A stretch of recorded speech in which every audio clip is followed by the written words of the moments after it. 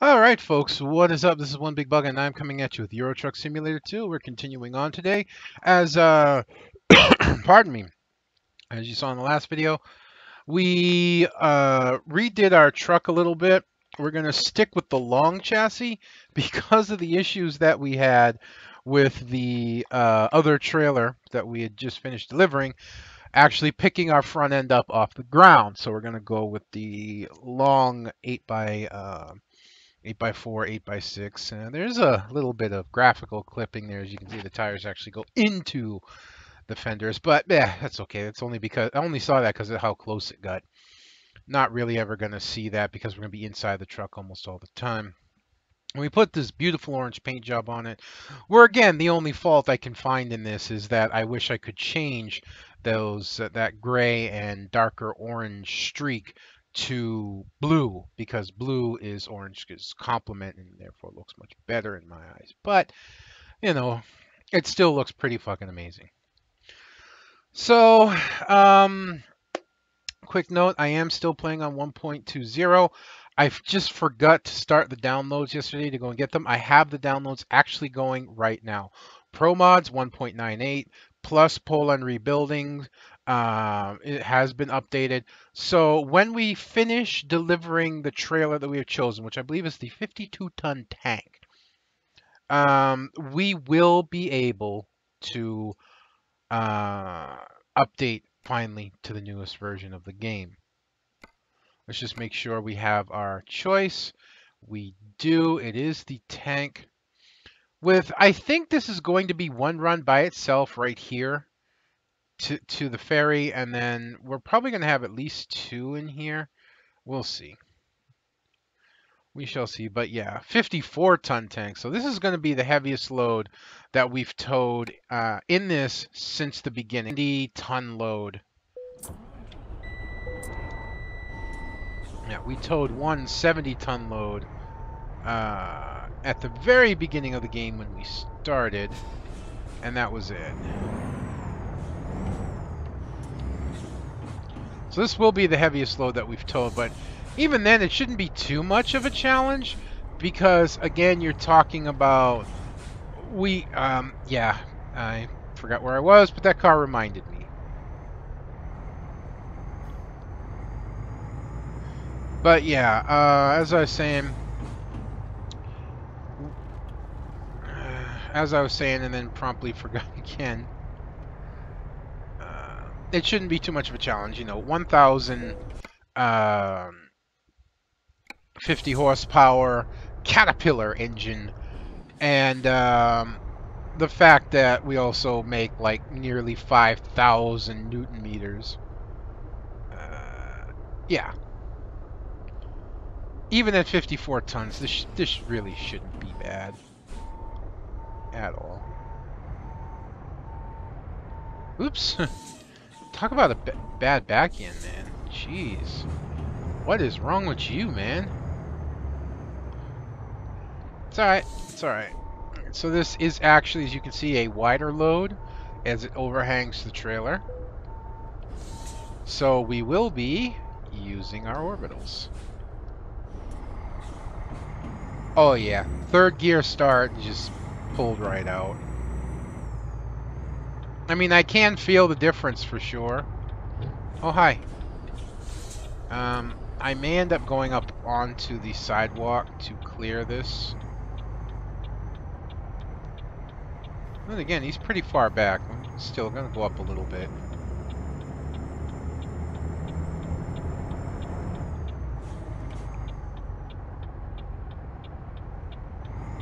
We're gonna go before the buses get here.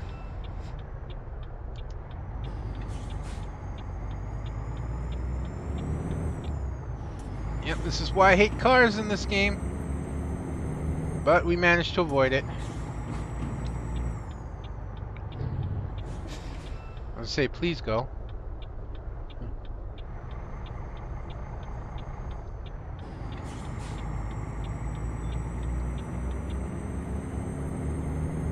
Once we get out of town, we'll be alright.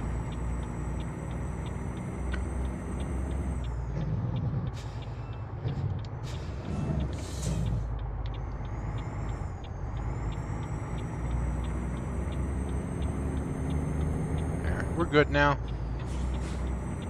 I can feel the weight. I'm definitely accelerating slower. I'm already shifting single gears. I'm not even up to 7th yet. But it's still not going to be much of an issue.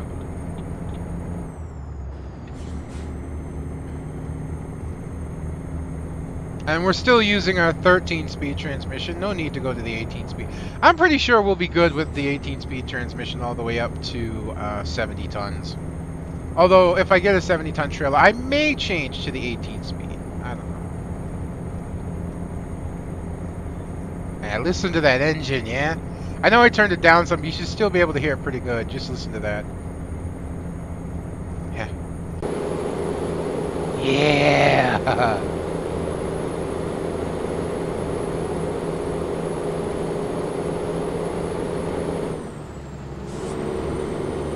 Oh. Reminds me of the little bit of that scene in Smokey and the Bandit, man. Just a little bit. Now, I realized, though, in that scene in Smokey and Bandit, they actually used the engine sound of the truck from Duel. And if you don't know what Duel is, then your school didn't show it to you, most likely. Because that's where I saw Duel. I saw Duel, you know, in school. And it's a whole metaphor thing about a guy running from mistakes in his life. You know, it is. You know, it's something in the guy's past keeps haunting him, keeps coming after him, and he keeps running away from it. It's why he never actually turns around, why he never actually goes the other way, because he can't, because he's going forward in life. You can't turn around in life. This whole premises of it, the truck represents something that's chasing him from his past and that he's running from it. At least, you know, that's what my teacher told me. So that's what I'm sticking with.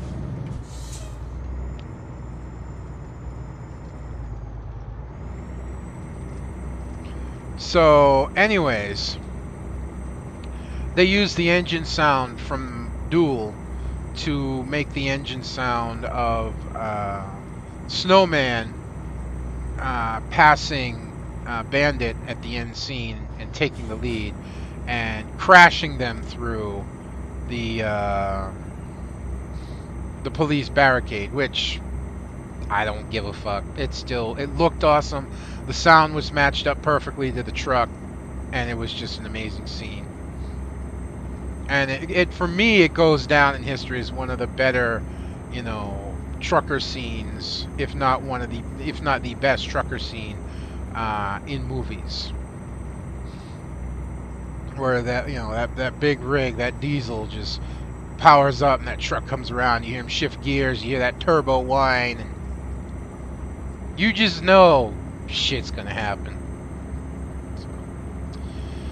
Anyways, I want to talk a little bit about something that for some people can be awkward. I've touched on the subject before, but I've never really gone into some depth about it.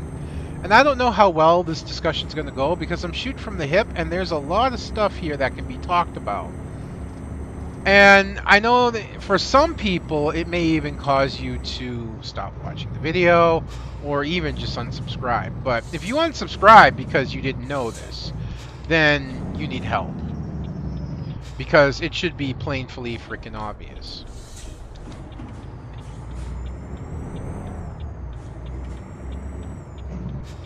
You're turning.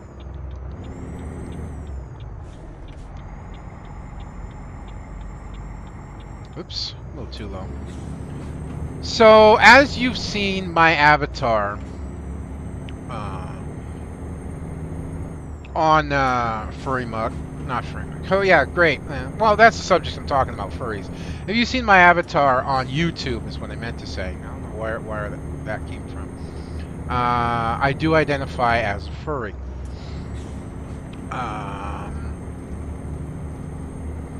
And before this avatar, there was another avatar that I had up there of a furry that I liked, and that is, her name was Bomba.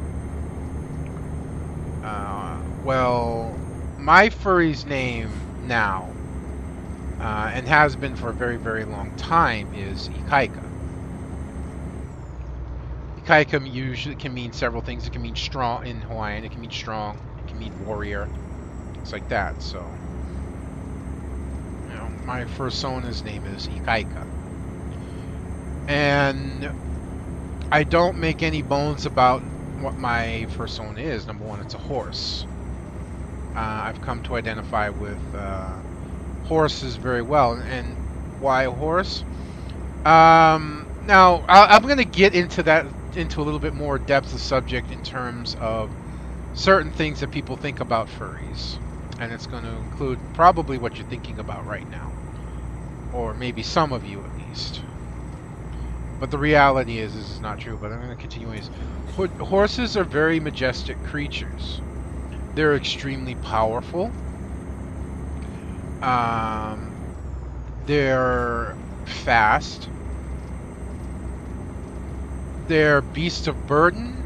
They can be as loyal to you as any other animal, any dog or cat or anything else. But they also will always have a seed of free spirit in them. Horses are not prideful when it comes to doing a job. If you set them up to help you plow a field, they'll help you plow a field. Tow a wagon, they'll tow a wagon. They don't complain about it. As long as you take care of them, they'll take care of you.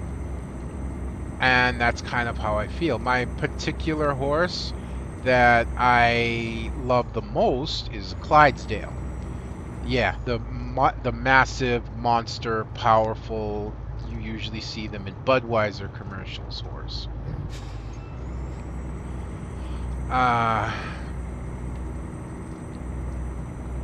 And I'm not gonna. I don't make any bones about my fursonas. If I can be frank here, and before I go on to this point, I should have mentioned there is going to be some adult topics touched on here. So I understand that sometimes I have younger viewers. Well, this video may not be for you. Okay, understand that. I know if you're watching without your parents, you're probably going to watch anyways, regardless of what I say, but I'd really actually appreciate it if you didn't. This really isn't a subject for, you know, younger people. And when I say young, I mean young, as I know that sex nowadays can be understood by people who are considerably younger than many people were before they actually understood sex. Even in my day, which even back then, we were pretty young when we understood. But that doesn't matter along that part. This is not a subject that's really going to be for younger people in many ways. So please keep that in mind when I go over this. But I make no bones about my furry sexual orientation, and basically what she, and that's SHI, is, and that is usually a. We just, of course, call them in the furry world herm. Yeah, hermaphrodite. Yes, I know that right now a lot of you probably just went, oh god, and shut the video off. For those 10 of you that are still here, I'm sorry. It's what it is. I don't know why. I can't explain it, but it just is. And I'm not here to explain or justify, okay? I'm not. Now, things I need to touch on right away. It helps if I come to a full stop.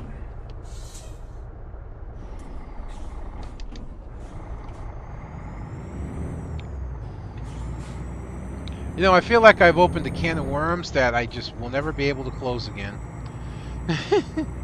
But things about the furry world, okay?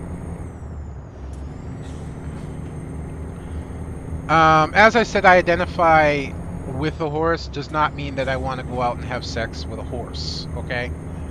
Most furries are not like that. That's not to say that bestiality does not exist in the furry world. And I know a lot of people say, well, how can it not? Because you're all animals. No, it's not the same. Furries are anthropomorphic creatures. I'm sure I should stay in the bib. Climb a steep hill.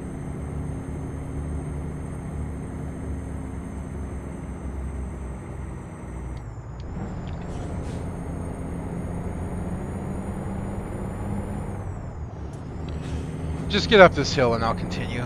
Alright. Furries are anthropomorphic beings, meaning that they have human and animal properties in most cases, not always.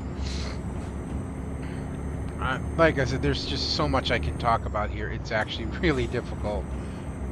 But that's furries for the most part. We actually more identify still as human, but with animal properties, okay?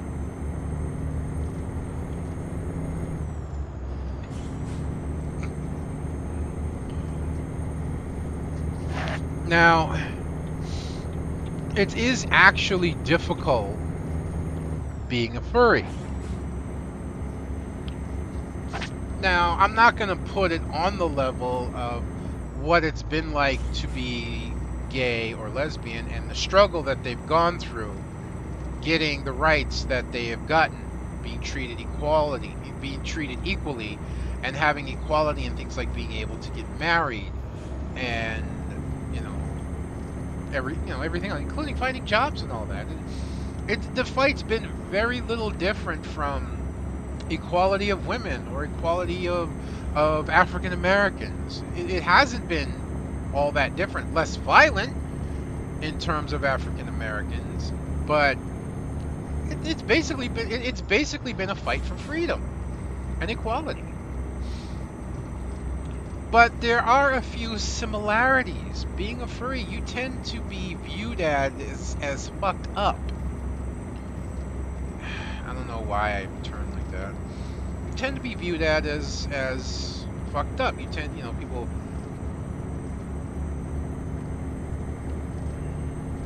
I saw this video just to give you an idea of this wolf that this lady had rescued, and the wolf hadn't seen her in a couple days. She had to go do something. When she came back, the wolf was showering her with affection, was I hate these. Was showering her with affection, was kissing her and pressing up against her, and was just so happy to see her. And I made a comment on the video and yet people wonder why other people identify as furries. Well, here's a very good example.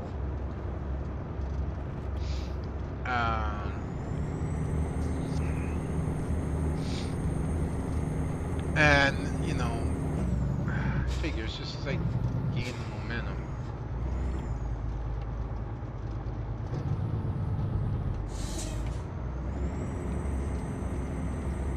I know the speed's not actually 50. I'm in England. I have to go by my analog, not my digital.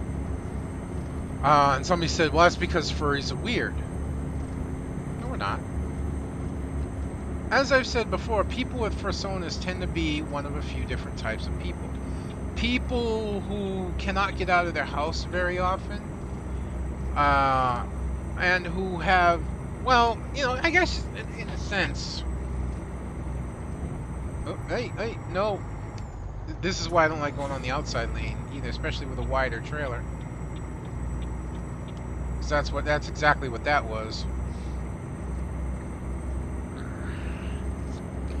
Furries are people who, often can't get outside of their house very often, for one. For two, and the most powerful aspect is, have a part of their personality that's very powerful, but they can't often showcase. I mean, to go and play a role online in any shape or form is to be something that you can't be in reality. And that's really what a fursona is. And you just happen to use a human-animal hybrid to be that. And when you tend to play a fursona, you tend to be more real than you are in your real life, which is why this fursona world is so full of a lot of good people. It's not to say, as with everything else, it doesn't have bad people and bad aspects. That's not true.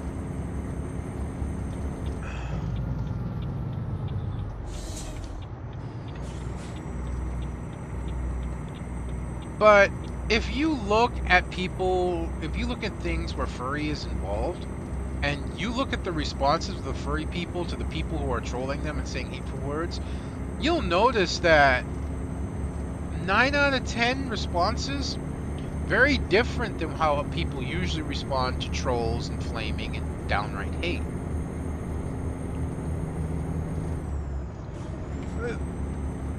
You just tend to be more you. I was talking to somebody, a friend of mine, who I've made very quickly in the furry world, and this friend has been confiding things in me and talking to me, and then yesterday he told me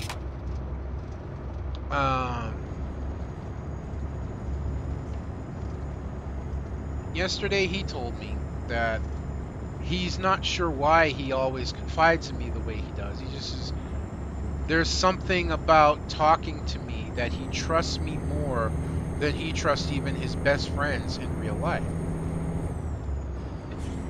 Now, some of you may see that as screwed up, but I kind of hit the truth on that real quick. And I said, well, I think the reasoning behind that is I'm more real who I really am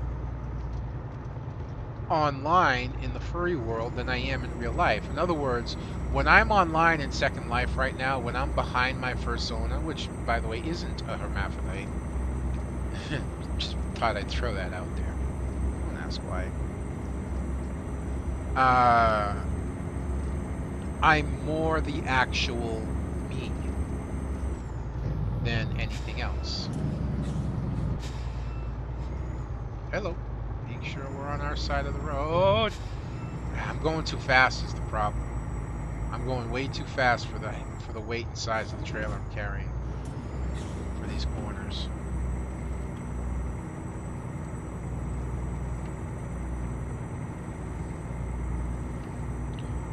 Yeah, but I'm far more real in Second Life than I am in reality, because I don't hide anything. I don't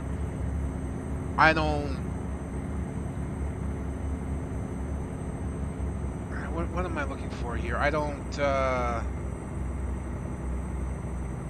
put up false masks, in other words. The only mask that I have in Second Life is my avatar. The person behind that is fully who I am, and has always been. So when you're talking to me, you're talking to me. There's no hidden part that you're gonna know about. So people come to trust you more because you're being the honest you. And in case you're wondering, when it comes to the furry world, yes, it's true that actually there's, again, I'm pretty sure, a larger population of males than there are females that actually do fursonas. And it is very possible that two fursona lovers online, even if there's a male and a female, are actually both male. That is a strange part when you kind of look at it, but it also makes sense.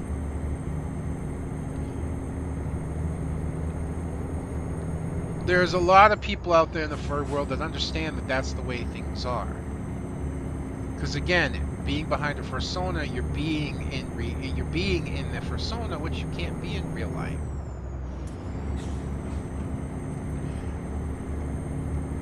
And a lot of people just come to accept that, as long as you're honest with them.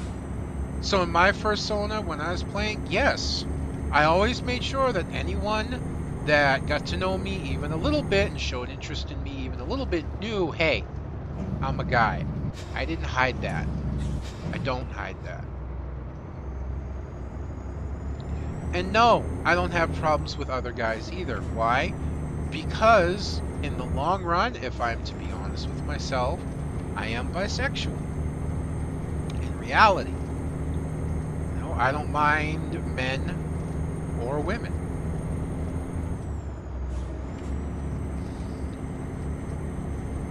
But what I was really want to talk about, and I'm just kind of drifting all over the place over here, is you know, being a furry is difficult because of how we're viewed. There's a term in the furry world for sex, any kind of sex, doesn't matter what kind, gentle, rough, BDSM, or fetishes, whatever, and it's called yiffing. And there's a term that's been coined by furry haters, and that's yiff in hell.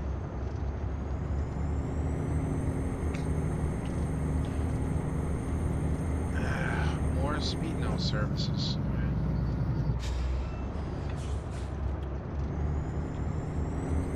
Oh, we don't need it. And the furry haters are just people really that tend not to understand. Again, they think furries are weird. They think that all furries masturbate to the Lion King. And it's one of those things. It's pure ignorance, really. It's pure ignorance. I'm not going to say that there aren't furries that don't masturbate to certain scenes on The Lion King. No, I don't. Before you even go there, no, I actually don't. But there are people who are not furries that do that as well. I'm sorry, it's true. There are people that don't have actual fursonas but still like the idea. I should know I've been in the furry world, and I've been hit on by people who play human avatars. Not kidding. They identify as human, but they are turned on by the thought of furries.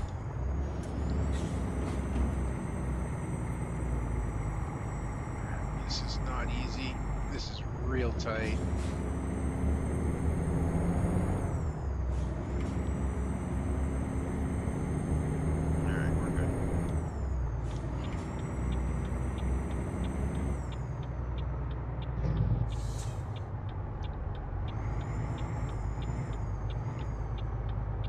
I had a feeling that sign was going down. It's alright.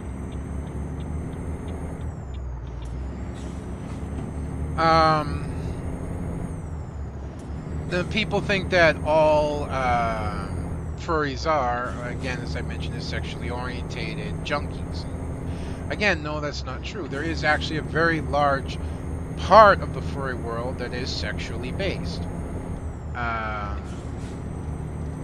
But that's not the end of it. Never has been, never will be.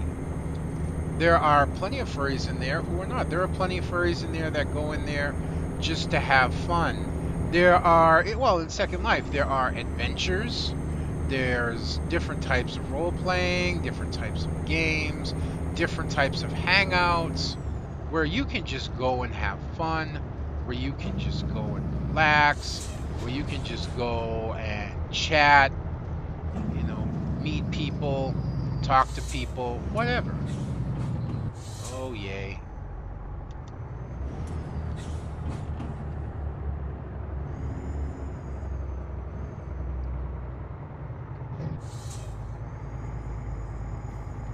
I took that rather poorly, but it worked nonetheless.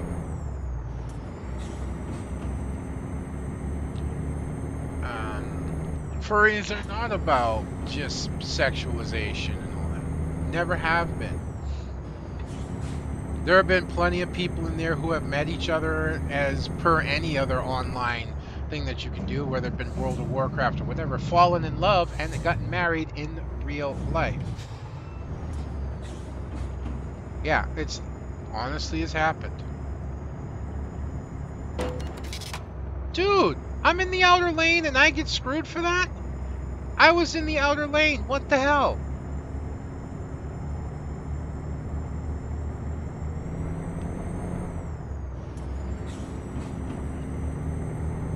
Whatever, man. Just whatever the fuck. And well, I kind of lost my train of thought on that one. Yeah, there's a lot more to the furry world than the people think. And I'm sorry, I've also mentioned this one before. whatever fetish exists in the furry world that people think are exclusive to furries, you're wrong. You're wrong. Sorry, you're way wrong.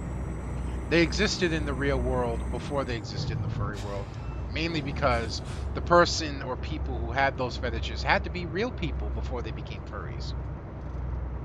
Simple as that. And they've always had that fetish, whether you want to agree with it or not.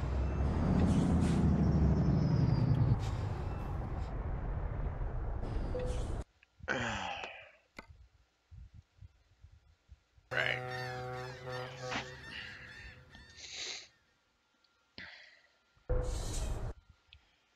So the truth is, the furry history is extremely deep and long, and people tend not to realize it. I am going to talk about this a little bit if you choose to end the episode without the gameplay. I'm going to talk just a little bit more about this.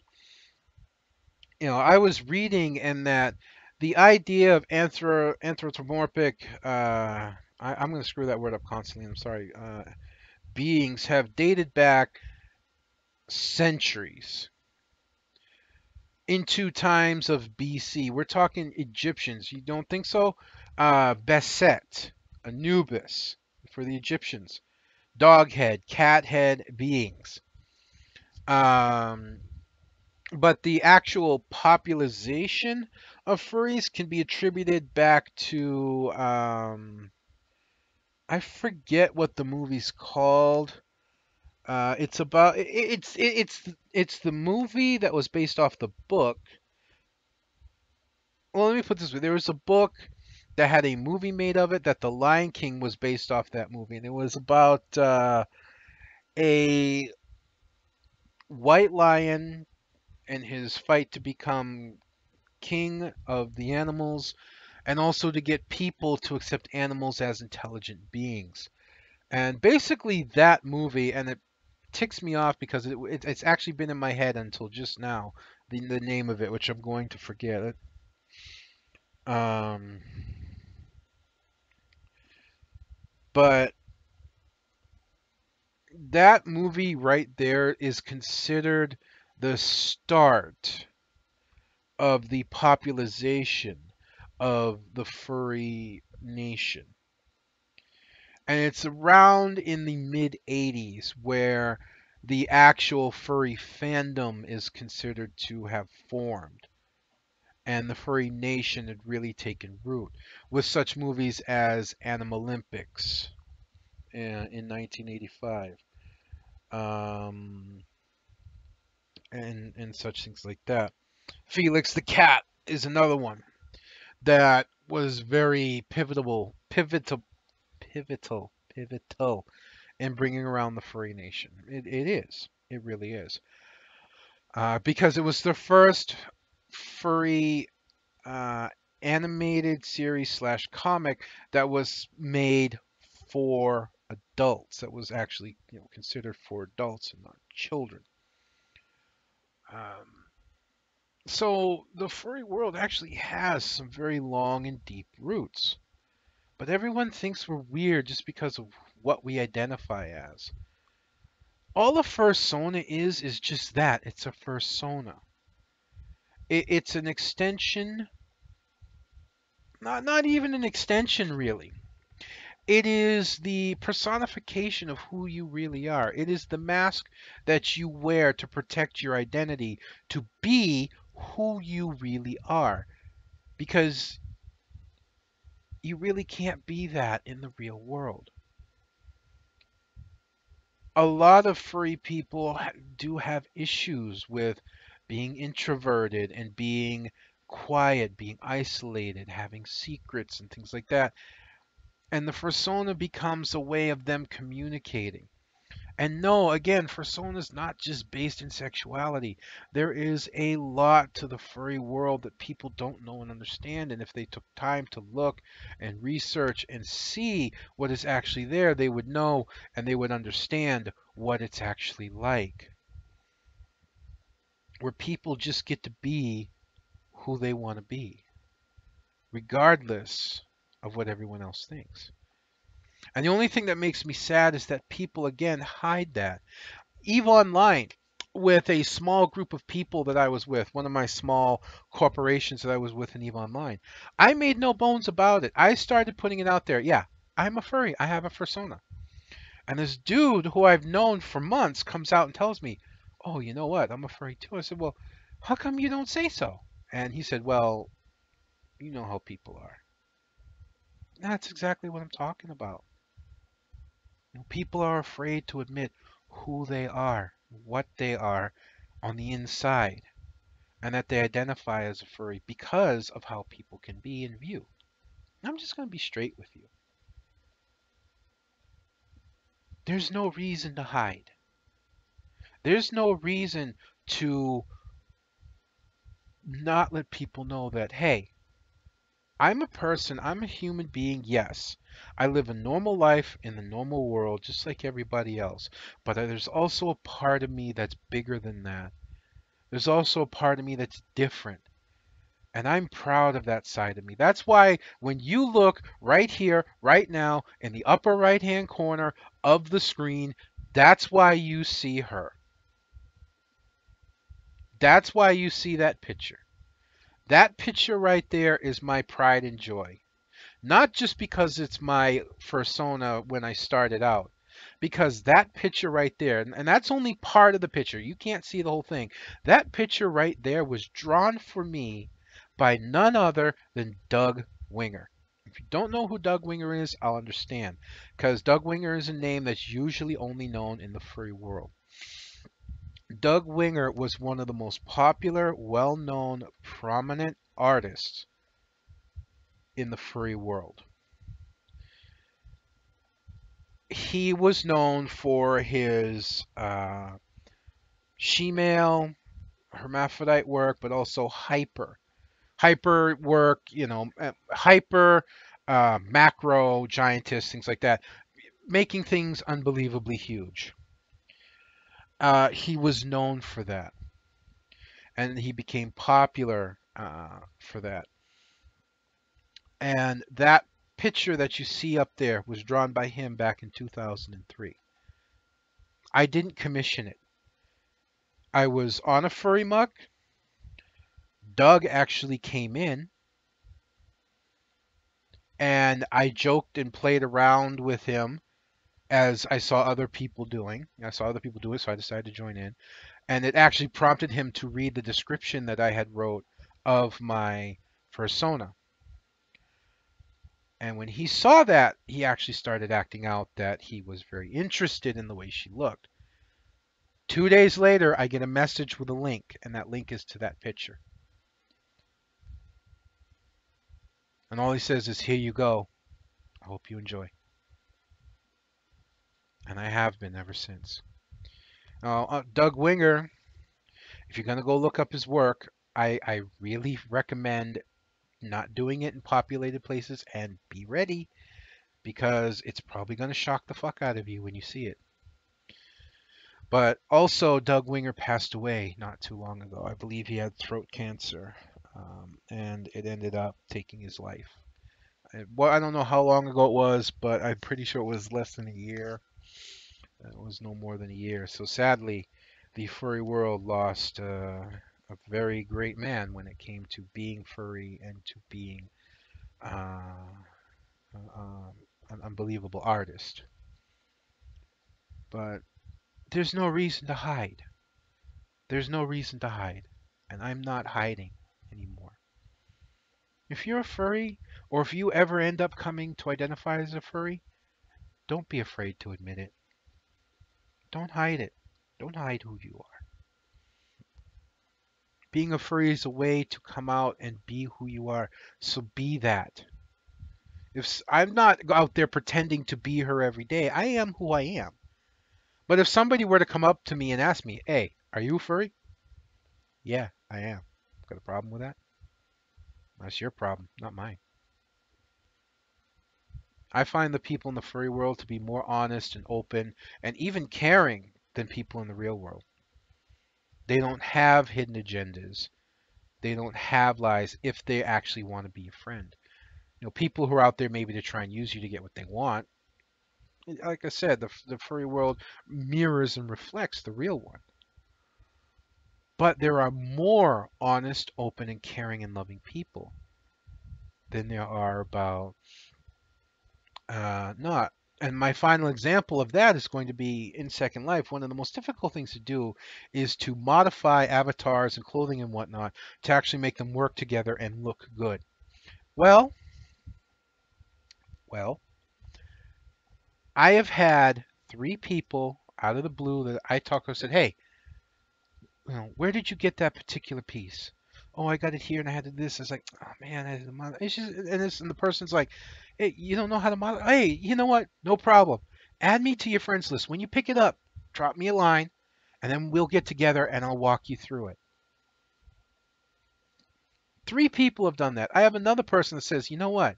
If you ever need help modding," I talked to this person for 20 minutes. Just he liked my avatar and we were talking and he said, "You know what?